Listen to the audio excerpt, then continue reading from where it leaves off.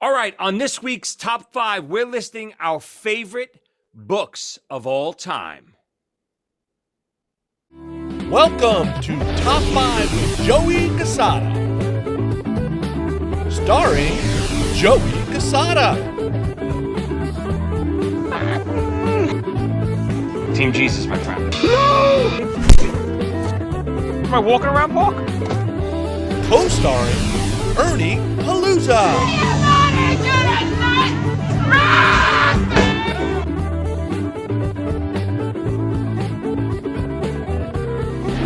And the Doctor, Tommy Snyder. Goddamn. Now here's your host, Joey Cassata. All right, everybody, welcome back to another episode of Top 5. I'm your host, Joey Cassata. And I'm Stephen King. You are not Stephen King. You do not have the imagination of Stephen King. You could look a little like Stephen King, but I can see that. Imagination. This is going to be a fun one, and I know this may sound weird for a podcast, but I'm a big book nerd. I've been reading my whole life, love books, love big, gigantic book series.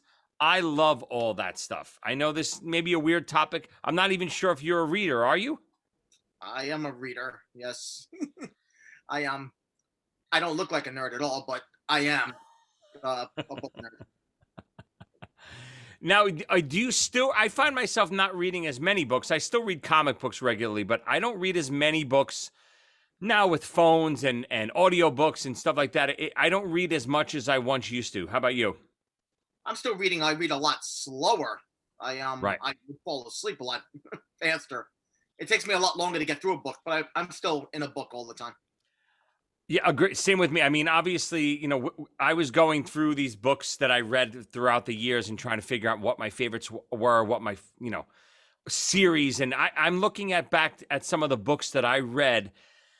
And again, I'm mostly a big series reader. Like, I very rarely read like a one-shot book. I'll read a 5-book series or a 12-book series. And I'm looking back at some of these books that I read. I'm like, how the hell did I have time to do all of this? And I remember it was mostly traveling from any band that I was in rehearsal on the train. Late at night, I would be, I didn't want to listen to music anymore. I'd have my Walkman. I didn't want to listen to music. I'd be on the train and I'd have an hour and a half ride or something back into Manhattan or back into Brooklyn, wherever I was living at the time. And I'd be reading my books. Yeah, you figure with work and all, you wouldn't have. Oh, never mind. No, what? What's that? I crossed that out. Son of a bitch. What else is going on, Ern? So you asked me a question right before we hit record. Oh yeah, it's just the two of us. Where's the doctor? He strikes me as a big reader. The doctor? The only thing he's reading is the label of a liquor can or a beer bottle or something.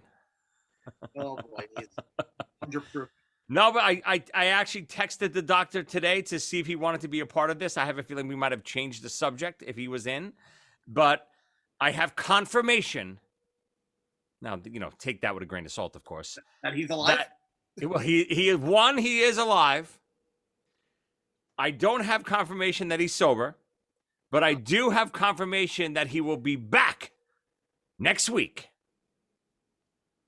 Great. What? I think the Hobbit door just opened. Someone peeked out and slammed the door shut. It's Tommy. No, but believe it or not, I've been getting a lot of requests for the doctor. I mean, he does provide a form of entertainment that I don't know if we can provide by ourselves. I'm 100% in agreement with that. He brings something that we don't have. That's very true. A damaged liver. No, I'm kidding. No, I've actually gotten a lot of feedback from last week's Motley Crue episodes. Tons and tons of people giving me their top 5 Crue songs. And again, this is the exact reason why I love doing the show. So many people have been telling me, listen to New Tattoo and listen to Saints of Los Angeles. Because if you remember, our conversation on the show last week, we talked a lot about older Crue, and I was adamant about really not going past Dr. Feelgood almost at all. And I got to tell you, I started diving in, Saints of Los Angeles is pretty good so far, and I just started on New Tattoo. Of course, the first time through any record, I don't love it, so I'm going to give it a little time. What about you? I've heard some of the singles from those albums, like Hell on High Heels. Right? New What was that Tattoo. on New Tattoo? Yeah, I think it's the first song on that album. That sounds so much like Kiss. The music. Yep. That was a good song. Hold on, I'm going to look at what was the ones on Saints that I liked. Saints of Los Angeles again. I got through much more. What's It Gonna Take was great. The song Saints of Los Angeles I thought was great. This Ain't a Love Song is great. White Trash Circus, Going Out Sweet. There was a lot of good songs. I was surprised. I'm gonna give them, keep giving them in a rotation and see if they really grow on me. Cool. All right, let's dive into these books, Ern. Now, I think my books are gonna surprise you. From your background, I'm not sure if your books are gonna surprise me. Let's start. What do you got? Number 5. Number 5, The Stand by Stephen King. Big one. In my 20s, I went through a Stephen King phase where I had to read everything he ever put out. A lot of good stuff, but this was my second favorite by him. I think about 10,000 pages. It was. I have a book on my list that's almost as big. I'm not sure if it's as big as The Stand, but I was a big Stephen King buff too. But The Stand is one of the books that I actually never read. Oh, it's one of my most Stephen King fans put it as the number 1. It's my number 2. There's another Stephen King book coming up on my list, but it's great. What year was The Stand, Ern? I don't know too much about years of books, to be honest with you. Right, because you read them whenever. It doesn't matter when they come out necessarily, right? I'm gonna guess like 84 or somewhere in the 80s. What's the basic plot line? Is it like end of the world, something like that? Yeah, a virus wipes out practically everybody. Oh Jesus, that's a little close to home. And the people left over end up in 2 camps, good and evil, basically, and that's how the apocalypse begins. Sounds vaguely familiar. Have you put on the news lately, Ernie? Oh boy. Oh my God, Jesus! We got to call Stephen King. I think he's writing reality right now. That's a good start. My number 5 book is actually the book that we're going to check on the pages. I think you win, but my book is really, really close, and it's the same genre. It's horror. It's by Clive Barker, and it's called Imajica. Something about the cover of Imajica drew me in. I was a big Clive Barker fan already. I had read Nightbreed and a couple others, but Imajica, the cover, and I loved the thickness. I really loved holding physical books. I loved physical books. I never read Kindle garbage and all that stuff. So Imajica's cover was like an all-white cover with these 2 weirdly colored colored babies on the cover. It's a fascinating book. So weird in these, it's based in reality, but then it goes to like a different dimension. And Clive Barker is out of his mind. I think you tried to push this book on me once a while back. It's a monster. It's hard to pick up. It's heavy. I remember I was so into books at one point, bringing up the doctor. We were at the doctor's house. I think you were there. Steve the Greek was there. We were at the doctor's, of course, drinking and having fun. And at the end of the night, if you remember, the basement in his parents' house had that extra bedroom there. And I was in that bedroom, and I remember I had Imajica on the nightstand. And I remember my plan was to read it at the end of the night, like when I went to bed. And I remember opening the book after drinking all night with the doctor. I was like, I don't think I'm going to be able to get through any pages here. Wow. So you never read Imajica, right? No, I've never gotten around to it. Again, highly recommended. It's a long one. I think I wrote it down. It's 824 pages. Is The Stand bigger? Yeah. But can you imagine writing a book of that size period? Well, my book's pretty big. Wait, my book better be on your list, you son of a bitch. All right, what do you got? Number 4. Number 4, the music books. The Dirt by Motley Crue. Yeah, great one. I mean, I like to read these rock books, and this one was the most bestest. Uh, I'll tell you one thing that bothers me about the movie Goodfellas is that Henry Hill never kills anybody in the movie. I, that can't be the way it happened. Right. He's telling the story. That's why. Then you find out it's based on a book written by Henry Hill. So he left out all the bad parts, basically, his bad parts. When you're reading the dirt, you sure don't feel that they're leaving anything out. Yeah, they definitely weren't afraid to go there, talking about themselves. There's a good chance I still have your copy, Ernie. Maybe. My copy's been missing for a while now, actually. Never mind. But yeah, you had lent it to me. I got through that book so fast. Loved it. Loved the way that it was told from each person's perspective. And anyone who never read the book, it's a couple pages of Mick and then a couple pages of Vince kind of telling the same types of story. And then Tommy's view on it, Nikki's view on it. It was masterfully done. The movie's pretty good. Don't get me wrong, but it's nothing like the book. The book is insane and then some. You can't compare a movie to a book. There is no movie that matches up to the book. Well, I'll be talking about that in a little while. All right. I disagree, by the way. Wizard of Oz. Well, I never read The Wizard of Oz, so I'm not sure. And I never read The Godfather. I do hear The Godfather, the book is pretty good, but what about the movie? I think the movie's still people think is better, right? You read The Godfather? I did read it. And I loved it, but I love the movie too. I don't know where to go with it. That one's a tough one. Yeah. All right, good pick. So my number 4 is exactly what we're talking about right now. So I read all the Harry Potter books way before the movies came out. And surprisingly, when the movie, and I love them, I really, really enjoyed them. Great, great books. When the movies came out, and I think the movies came out like a year or so apart, the movies were surprisingly a little bit better for me than the books, except for one movie and one book. And that's my number 4 pick. My number 4 pick is, yep. Is it book number 4? Yeah. Goblet of Fire. Why, do you agree? You just shot down one of my choices. Oh, very nice. Goblet of Fire was such a fantastic book. It was the first Harry Potter book that wasn't kid size. It was a thick, real novel, and I couldn't wait to get into it. And the suspense, the drama, the darkness of this is when Harry Potter started to become dark. And for some reason, they just never captured any of it in the movie. From the games at the end, from the tournament, from, all the stuff with Voldemort and the death of Cedric, all that stuff, I feel like it was done well in the movie. And I think if you never read the book, the movie was definitely good. And it was a great, number 4 movie of the series. But the book was phenomenal. And it's the only Harry Potter movie that I like the book better. It is the worst of the Harry Potter movies. Agreed. But it's is it your favorite Harry Potter book? Yeah, it's yeah. You'll hear why later.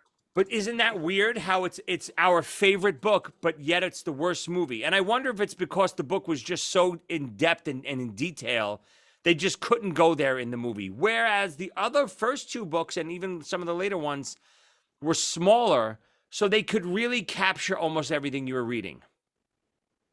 It's possible, but it's probably not even that deep. You get the wrong director. Yeah. There's so many different possibilities. Yep. I agree. I'm with you. All right, Aaron, what do you got? Number 3. It's another Stephen King book.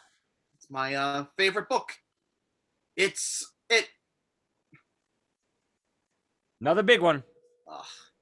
I still read King books, by the way. I'm reading one right now. But what are you reading?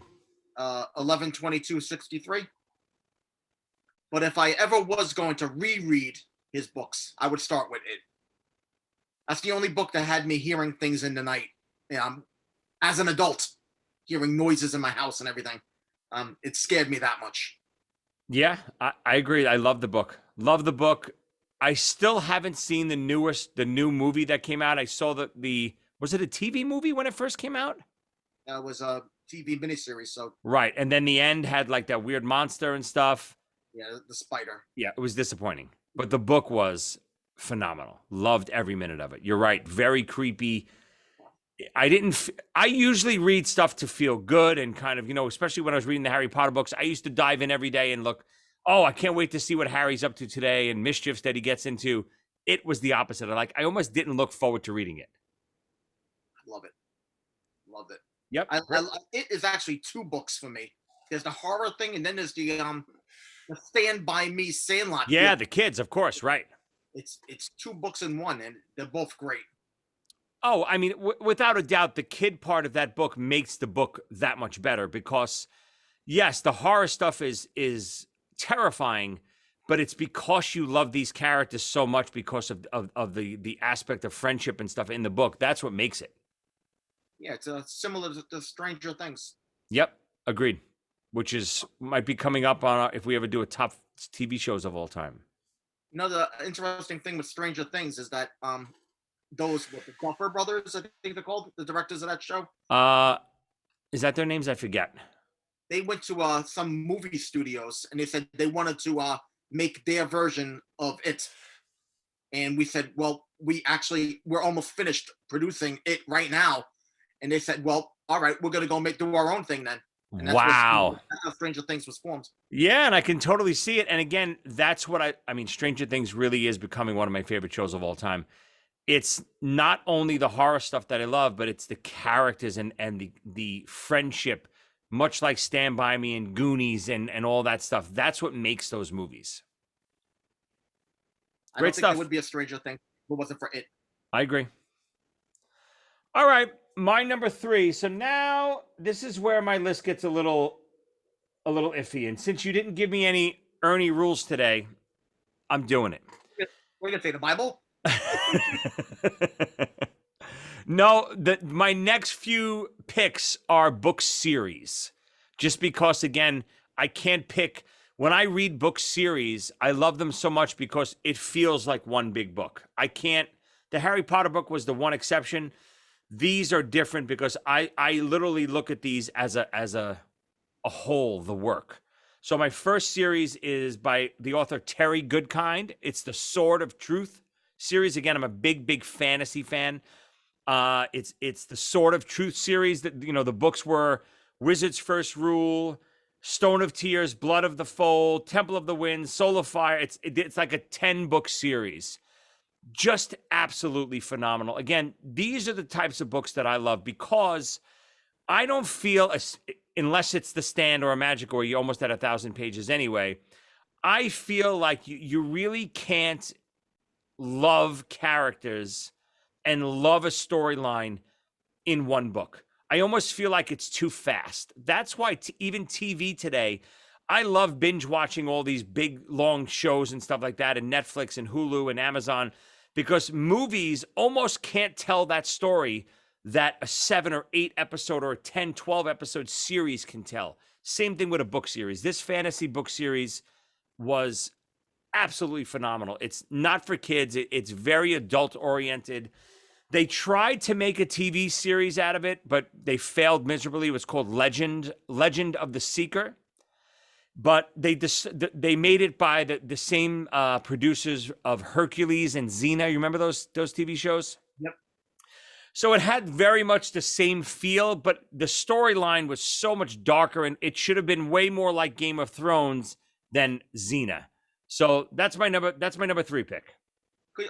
Could you name those titles again? Do you really want to hear them all again? Yeah.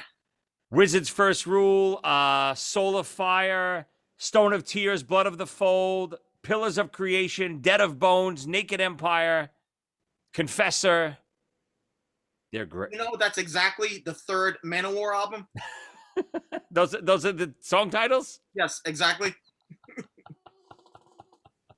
Probably the best thing you've said on this podcast since we started, Ern. Almost 50 episodes in. I'm a slow learner. You're getting it. You're starting to get it. But, by 200-300 episodes, we're rolling. Oh, I'll be dead. All right. What do you got? Number 2. Oh, boy. This is so different than all the books we're mentioning.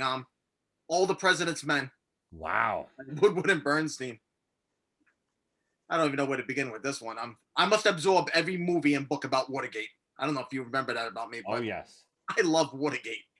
And this is where it began for me with this book. And I've read it a bunch of times in my life. I love it. I mean, I never read the book. You introduced me to the movie. Incredible. Absolutely loved it. I agree. I love that whole story. I love all that inside government, cover up stuff. That's always great stuff. The Watergate story is so much fun. It's crazy. It really is. When you dive into it, it's like, really? How could this be going on? Love it. Love Yeah. it. Love it. Yep. So when did that book come out in relation to what's the movie? 77? 76. Okay. And what about the book? You any idea? I'm going to guess 74. And what year was Watergate? 72? Yeah, all that happened in 72 Right. and 73, I guess. Right. Crazy. Yeah, great book. I guess I know what your number one is. I'm so happy. Nice pick. So my number two, another series. I got to go to another series because I can't pick one of these books in this series. It's only a 3-book series at least, and it's by Timothy Zahn. Now, the significance of this is obviously, I'm a really, really big Star Wars fan. I post all my toys and figures, and I'm a Star Wars nut. And, for years, I grew up a Star Wars nut, but then I was out of Star Wars for a while. Once the late 80s hit and I got really into music and stuff like that, Star Wars didn't mean that much to me. And it wasn't until this book series, the Thrawn Trilogy, which was Heir to the Empire, Last Command, and, Jesus, what was the third one? Well, Last Command was the third one, and Dark Force Rising. This is the last one right here. It wasn't until this series came out that it completely lit the fire again for the Star Wars phenomenon for me. It takes place right after Return of the Jedi, and it's what it would have happened with these characters after Jedi. So much better story than the story in Force Awakens and all the trilogy that came out recently. This story it's perfect. Maybe this is blasphemy.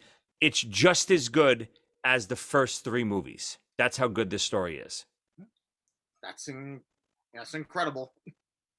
Big words. Yeah, it's told so well. You feel like you're really watching the first 3 movies again with these characters just continued. I would definitely check that out. Highly recommended. Highly recommended. All right, Ern, you're number 1. Little anticlimactic. Hold on. Let me recap. Number 5, The Stand. Number 4, The Dirt by Motley Crue. Number 3, It by Stephen King. Number 2, All the President's Men. And your number 1 book of all time, Harry Potter, Goblet of Fire. Yes. And every book after that one, but the first 3 are great, but they are kind of children's books, which you kind of said earlier. No one dies and stuff like that in the first 3 books. But this book had me screaming out loud while I was reading it, like yelling at it. I mean, once people that I've known for over 3 books, kids, are being killed left and right. Oh my God. I was so sad when I finished these books. And I was kind of still living in that world in my head for a couple of days after the books were over. I wasn't home. I was somewhere else in my head. I was at Hogwarts. Again, that's why I love series so much, because you really get immersed into the world. One book is great, don't get me wrong, but when you're reading a series like that, and I don't know when you read them, but I was reading them. I think I started reading them when Goblet of Fire came out. So Goblet of Fire came out, and then I had to wait for the other books to come out. So it was tough waiting around for those books. And I forget what year Goblet came out, maybe early 90s, mid 90s, I guess. But I remember having to wait, and it was torture. I had seen the first 2 movies before I read the books. And I remember not liking the movies when I first saw them. But after I read the books, the movies were great. Oh, wow. So you saw the first 2 movies and then went back to the books. Yeah. Wow. I never felt a need to read these books. It did not sound like something I would be interested in. Right. Yeah. I was so Yeah, wrong. I don't even know what made me give them a chance too. This is way before the movies came out. I gave them a chance, and I liked the first two books, and they were super easy reads, quick reads, thin, spaced really well. She just, the way she writes was really easy too, which is always important for me, which is a reason why the Lord of the Rings trilogy and The Hobbit are not on my series of books that I love so much. I hate to say it, and it might be blasphemy, but they're not great reads. The way Tolkien writes is very slow. The narration, everything, it's his pacing is not great. Another complaint I have about Tolkien is his name choices. Oh God. Well, Now, Aragorn and Aragorn. yeah, right. When Let's change one letter. Right. I'm supposed to keep track of all these characters, and they have the same name practically. Right. Well, I will give him that a lot of the fantasy series that I have, which one of them will be my number one, it's similar to that. Unfortunately, they come up with these crazy names that you have to pronounce and stuff. I remember reading Silence of the Lambs, and I called her Clarice the whole time I was reading it. I have no idea it was Clarice. I called her Clarice the whole. I'm reading it, in my brain. I'm reading it as Clarice, and then when I finally saw the movie, a couple years later, and he said Clarice, I was like, what the Clarice? Who the hell's that? All right, so my recap. Here's my number one and my recap. Number 5, Clive Barker's A Magica. Number 4, The Goblet of Fire, J.K. Rowling. Number 3, Terry Goodkind's The Sword of Truth series, also a possible Manowar album. Number 2, Timothy Zahn's The Thrawn Trilogy. Incredible books. And my number 1 book series of all time, it's not even close. The author is David Eddings, and the series is The Belgariad. The first series is a 5-book series. This is the first book of the series right here, Pawn of Prophecy. I was actually reading it with my daughter every night in bed when the pandemic hit. Incredible books. Same type of storyline as all fantasy books are. The kid of prophecy, set to take on some kind of dark force by the end. But again, it's the characters and the interrelationships of these characters that make some of these books stand out. And David, and the writer, of course, the writer is so important. David Eddings, it just paints a picture of this world so perfectly. And it's the perfect mixture of, it's almost in the vein of like a Narnia, where it's not a kid's book, but it's not super adult oriented where, kids can enjoy it. And that's kind of where this book is. This book, I think these came out in early 80s, 82, 83, 84. I didn't read them till late 80s, early 90s, but just phenomenal, phenomenal books. You lent me that book once, and I told you I read it, but I really didn't. You son of a, why didn't you read it? The first book is tiny. Yeah, I lied. Did you try to read it and you hated it, or you just didn't even try? I didn't even try. I'm sending it over. It was the only way to keep you from stop.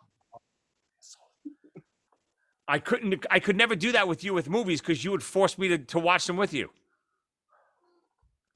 I was sleeping some of the time, and I never told you. I think Quo Vadis, I fell asleep 3 times. And music, yes. Quo Vadis, I fell asleep at least 4 times. Oh, that's so incredible. Oh, it's a great movie, but that's a long one. I remember we used to constantly rent it from Blockbuster. It was the double video. And I could never make it all the way through. We used to order the cheeseless pizza with oregano on it, because Ernie's allergic to cheese, as you remember from stories from the past. And we'd eat that, and we'd watch it, and by the middle of the second VHS tape, I'd be unconscious. The Romans are the original mafia movies. I love the movie, but it was hard to get through the first few times. It was long. Hell yeah. All right, what do you got? A couple of honorable mentions? I got one. I actually didn't think about it until while we're doing this, but I do love the Mortal Instruments series. I don't know that. It's I guess it's kind of a based on the Harry Potter idea. It's somebody, I guess we'll call it a muggle, even though it's not. but these are people that can see demons in the real world, and they go around killing them. And it turns out a regular person happens to be one of the best out of them. And it was really good. It was a good story because just like Harry Potter, it was a lot of human story as well. Right. It was they had a pretty good TV show from it called Shadowhunters. Oh, I don't know it. It almost sounds like the plot of Frailty, the movie that I had said a while back. Frailty is much evil, Yeah, more well. evil. This is young adult. Oh, okay. So I got a couple honorable mentions. So another fantasy series, which is actually coming out. They're actually making a series of it for Amazon Prime. The series is called The Wheel of Time by Robert Jordan. And it's every single, think of a 10, 12, 13 book series, Ern. Every book almost the size of The Stand.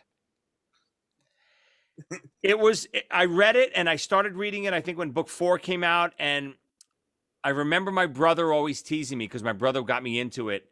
You know, it would take me 3 months to read one of these books.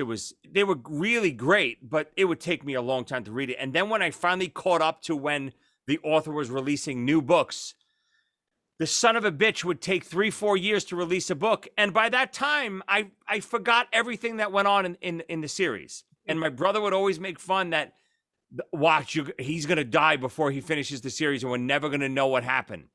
And sure enough, poor Robert Jordan passed away, and he had other people actually had to finish the series for him.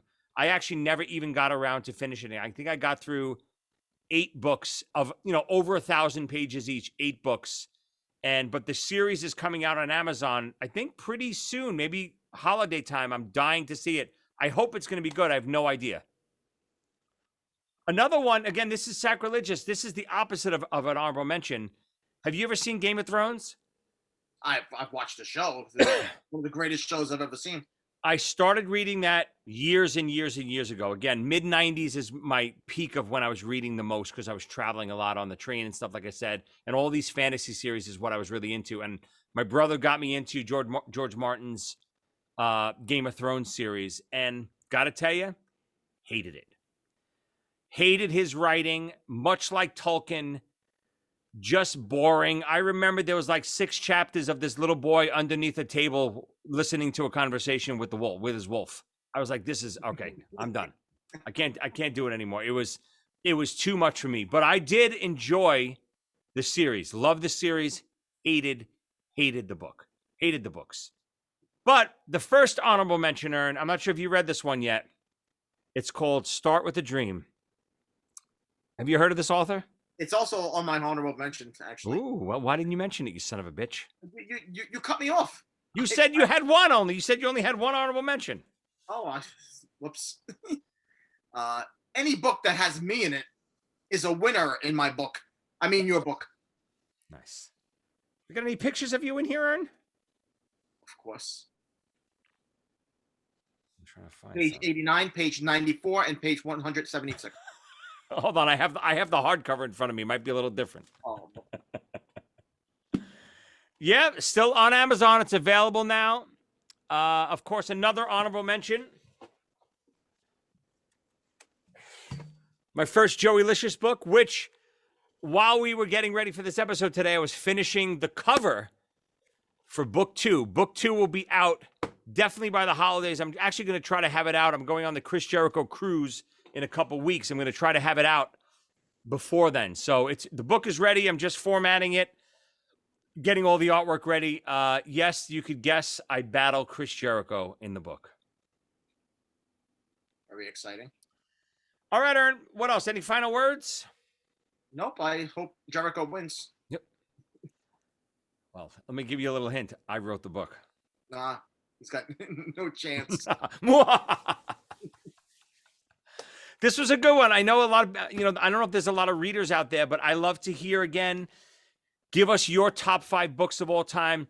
I went mostly fantasy based. Actually, were all my books were fantasy based. I could have gone, I read biographies all the time, wrestling biographies, music biographies, read them all the time. I went fantasy based because Biographies is more like watching the news to me. I read them to obtain information. Fantasy is more, I get really into that book, like I'm transported to those worlds. That's what I really want from those types of books. That's what I meant by today. Cheaper than going on vacation. Exactly right. Send us your top 5 books to top5withjoeycassata@gmail.com. Hopefully you will see the doctor back next week. I have a feeling we'll be dipping into a little bit of the cognac next week. We'll see what happens. All right, Ern. We'll see you next time. Bye, everybody.